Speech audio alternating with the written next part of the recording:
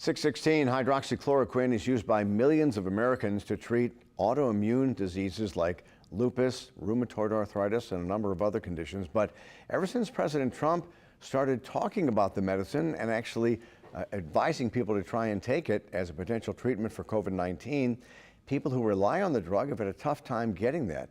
And one of those people is familiar to our Channel 4 viewers. It's our former meteorologist, Laura Buchtel. And my old sparring partner. She joins us now to talk about the struggling to get the medicine. And I didn't know that you were even suffering from lupus till you tweeted about it.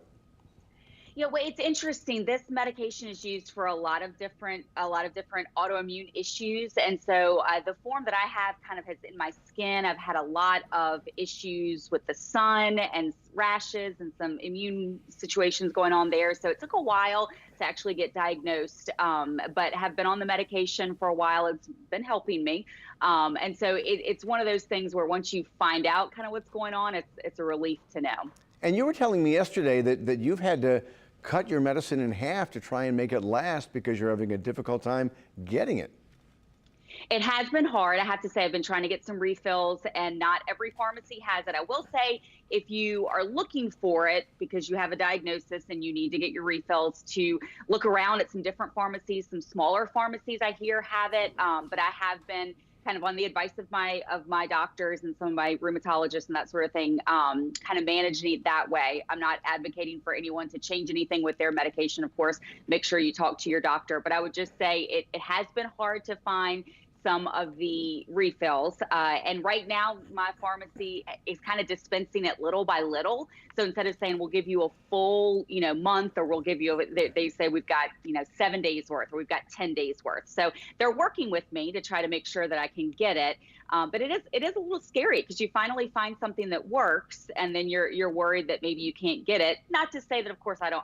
If it does help people that are going through this, of course, I want people to be able to have something that works for this horrible disease. But those of us who also need it get a little bit worried as well. And right now, doctors are saying that the hydroxychloroquine used for treating COVID-19, the results are only anecdotal. There's no scientific proof that it actually works, and so they're asking people not to hoard it or take it willy-nilly. They want to let people, the scientists, do some of the research on this so that people like you who need it can get it, and they have enough to where they can use it in clinical trials. Right, and certainly the hydroxychloroquine that's going to the hospitals, that's not what we're talking about. It's more so the ones, I guess, that I have heard, I don't know this firsthand, but I've heard that there have been some certain circumstances where, like, dentists have tried to write it for some of their friends or family members, kind of as a prophylaxis, to kind of take it, hoping, if they get COVID-19, that it would help.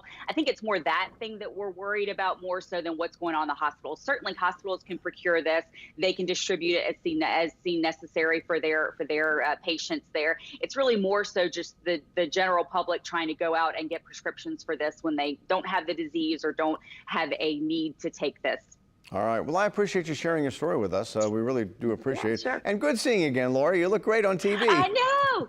I miss it. Well, this gave me a chance to actually fix my hair and do my makeup for the first time in about 3.5 weeks. So I appreciate it. Yeah, because we're all working from home. All right, Laura, thank you very much. I know. All right.